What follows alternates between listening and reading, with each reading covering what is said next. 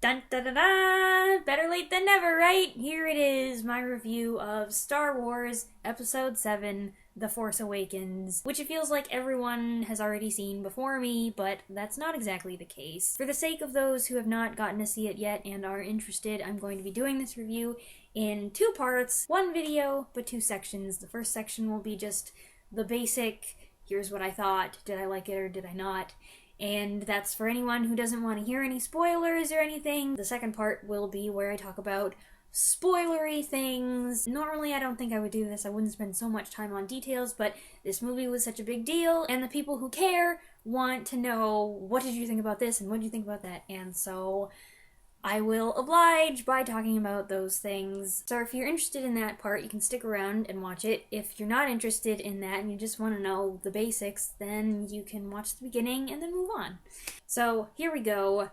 The Force Awakens. What did Jerome Weaselberry think? In a nutshell, I liked it. I want to keep reminding people that this is really different for me, that I am new to this whole feeling positively about Star Wars thing. When I try to think of a word to describe the movie as a whole, what I come up with is snappy. The dialogue was snappy, there were a lot of quips. The filming, the editing, that all worked very well. I didn't feel like it was bogged down at all or dragging anywhere, but I also didn't think that it moved too quickly, and the new lightsabers were snappy too. I don't know what it is about them, but they seemed really bright and powerful, and they came on really fast, and I liked the way they used the lightsabers. Compared to the prequels, where it seemed like half the characters had a lightsaber, and there would be lightsaber duels that just went on and on and on. Lightsaber duels in this one, they had important value to the movie as a whole, and to the characters that were fighting. I felt like it involved the viewer's emotions more. The scenery was really nice. I don't know how much of it was real and how much was green screen, but if it was all green screen, it was done a lot better than in the prequels. It just looked so much nicer. It didn't feel like there was an overabundance of filler, either on the screen or in the story. When you spent time with somebody, you learned something about them, and the story progressed. There were a lot of characters, but I feel like they were juggled appropriately. You are required to remember the original main people, but that shouldn't be a problem. This movie is more violent than the original movies. Each of those movies is rated PG, and this one is PG-13, and there were a couple scenes that I felt, wow, that's pretty dark. Because I waited so long to see it, I had multiple people tell me what they thought, and I was warned on several occasions that this movie is similar to the older movies, specifically A New Hope. I have to agree, there are a lot of similarities. It was a very strong temptation, for me at least, to try to trace the parallels between the characters. Like, oh, well, this person is this character, and this person is just like that character, and so then that makes you want to predict where the rest of the story is going, and I don't like doing that. I don't like having a feeling that I know exactly where it's going. The people that I watched it with are not Star Wars people. They have not come around to liking Star Wars like I have, and they had not been forewarned about the similarities. They just knew that there was a lot of hype about this movie, and as soon as it was over, they were like, that was lazy.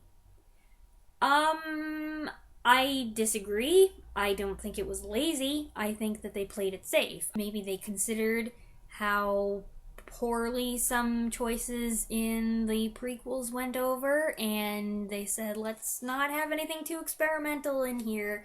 So they stuck with things that were familiar territory, and also included a lot of things that are throwbacks to the old movies, and I think they got what they wanted, a huge success. So yes, there are definitely similarities and some points where they weren't quite as original as they could have been. At this point, I think they've got us wondering, how far are the similarities going to go? Is the next movie going to continue following the trend of the first movie, or are they going to suddenly branch off and go in a completely different direction? I think it's totally possible that they could surprise us. And remember that with these Star Wars trilogies, the first movie doesn't tell you everything. I feel like you have to see the entire trilogy to fully appreciate who or what is important and where people are going and what is the central story arc or character arc. And that's kind of why I would prefer to just wait and watch all of the movies at the same time, but it's gonna be a few years, and I can't wait that long because everyone else is gonna be seeing them and they're gonna want to talk about them, and I'm not gonna be able to stay away from the spoilers that long. I wasn't able to stay away from all the spoilers for this movie, and it was only a couple months, so I'm just gonna have to do it this way and have tons of questions and speculate just like everybody else. Okay, so that's the basic gist of what I thought in general. Here's the other part where I'm going to be talking about details and spoilers, lots of spoilers. So if you don't want to be spoiled, don't watch this, okay? I guess I'll start with talking about the characters. Let's start with Rey. She's the new unexpected main character. Unexpected because I think they tried to keep her under wraps. I have so many questions about her, especially her identity. The actress who plays Rey, Daisy Ridley, she reminds me so much of Keira Knightley. The way she looks, the way she talks, and so if you know your Star Wars trivia, Keira Knightley played Queen Amidala's body double in The Phantom Menace. So right there, I'm just like, well, hold on. Am I supposed to be thinking what I'm now thinking? She's really good with tools and fixing things, and she's also a really good pilot. Those are both things that we saw with both Anakin and Luke Skywalker. And there's also the stuff with the droid. BB-8 makes friends with her almost instantly, and oh my goodness, BB-8 was so cute! He has so much personality, and I was like, I want one of those. I don't understand how some people understand all the blips and beeps and boops and stuff, but whatever, I'll buy it. So all these alarms are going off for me, and I'm just like, she's gotta be a Skywalker, right? They say the Force is strong with her, and she picks up on the Jedi abilities pretty fast, so I don't know. If I'm wrong, then I'll be embarrassed because I just put this up on the internet. But I don't know, do other people think that? Finn is really different because, first of all, I thought that the stormtroopers were still clones. I guess I'm wrong about that. I don't know. It's kind of hard to keep track of everything in this Star Wars universe. It's startling, almost, to have someone in that stormtrooper uniform take off their mask and then show that he's a regular guy with a sense of humor. Never mind that he exhibits all these other emotions like fear and compassion. Just the sense of humor is just so strange because, I don't know, we think of the stormtroopers as just being guys in uniform who just go out and shoot things and don't hit them. So the introduction of his character, I think, kind of messes with your mind a little. He added a lot of fun, and I got a kick out of his relationship with Poe. Poe, when I saw his picture and then I saw him in the movie, I was like, oh, this is the new guy that everyone's gonna be like, oh, he's so hot. Because he was so heavily featured in that first sequence, I thought he was gonna be more of a central character than he was. I'm curious to know if he's gonna be in the next ones more, if he's going to be more heavily featured. Kylo Ren. First off, I loved his wardrobe. I'm a sucker for capes or swoopy black clothes on villains. I'm one of those types. And then there's the mask, and of course, as soon as you see a guy wearing all black, being threatening, and wearing a mask, you're like, oh, it's like the new Darth Vader. His voice as filtered through the mask was weird. I mean, he was not James Earl Jones level, but still unnerving. But it seemed like constantly he was turning your expectations on their head. When he's interrogating Rey and he takes off the mask, you're like, oh, here it comes! Oh, it's just a guy with fluffy dark hair. But also there's what's going on internally, because instead of being this confident evil guy, he is conflicted and he's kind of a mess. All that composure is fake, and he's got an insane temper, which actually led to the funniest scene in the movie when he's going nuts and you see the two stormtroopers going down the hall and then they just decide, not gonna deal with this. Unfortunately, I was not able to stay away from all spoilers from this movie. There were two crucial things that the internet ruined for me. One of them was Kylo Ren's identity, or I at least knew that he was Darth Vader's grandson. And the other thing that the internet ruined for me was the fact that Han Solo dies. I feel like the two most violent scenes are the most violent of anything we've seen in a Star Wars movie yet. The two scenes I'm referring to are the opening sequence with the slaughter of all those innocent people by the First Order, and then the other scene is Han Solo's death. That scene was so much more painful than other death scenes because there's the physical aspect of the pain. I don't know what a real lightsaber going through you would feel like, but it's gotta be kind of awful. I just imagine so much burning sensation.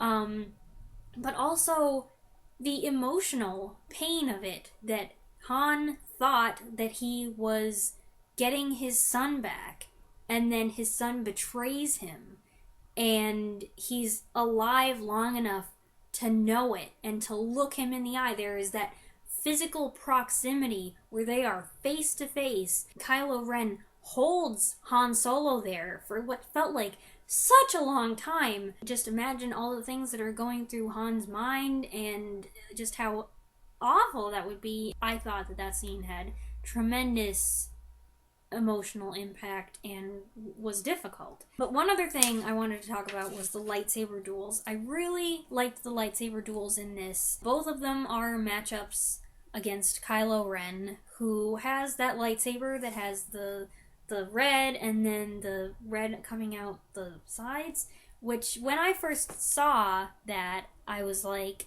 how do you keep from burning your thumb off? Because I know if I was playing with that thing, I would have no thumb, I'd probably singe my fingers. That would not be a practical weapon for me. It seemed like the lightsaber duels had a meaning besides just, this person wants to do this, and this person doesn't want them to do that. In the fight between Kylo Ren and Finn, we are seeing the traitor versus the one who was betrayed, and we are also seeing Finn use a lightsaber, and I'm assuming he has never touched a lightsaber, has not been trained in how to use one. He has had combat training as a stormtrooper, but I think this is the first time we've seen someone fight with a lightsaber who does not have the Force.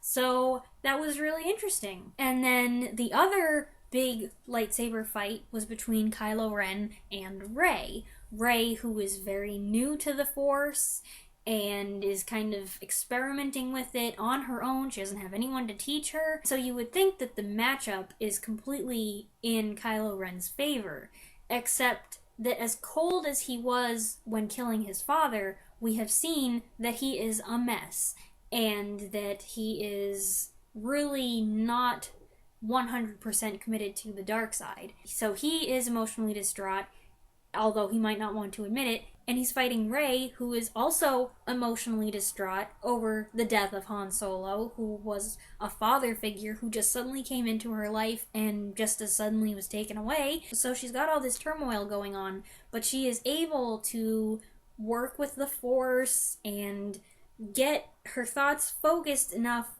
to become a worthy opponent of Kylo Ren, or at least to take advantage of his disability. And if it turns out that I'm right and she is a Skywalker, then that's a whole other layer of meaning. And I just really enjoyed the way that the scene was filmed. The setting in the woods and the snow, and I really liked the way they used the glow of the lightsabers as the only source of artificial light. I thought that looked really cool. And you know, that's what Star Wars is kind of all about, being a visual spectacle. And so I felt like the movie delivered in that that respect. It was different from the old movies, but it still felt like Star Wars. So this is shocking for me, but I am looking forward to the next movie, seeing how characters change, seeing how a different director handles it, because J.J. Abrams is not directing the next movie. I really want to know about that guy Snoke. Is he someone that we know from before, or is he just some new guy? Is the lady with the orange skin and the funny goggles on her eyes, is she gonna be in the next movie? Because I really liked her. What role is Leia gonna play in the rest of this? And I'm curious to know what's going on with Luke. Is he being all weird man on the mountain, or is he just being emo? Is he gonna be normal again? So those are some of my thoughts. I'm curious to know what you think, and what you think about some of the theories that I suggested. So go ahead and leave a comment, and I will think about it. Thanks for watching! Bye!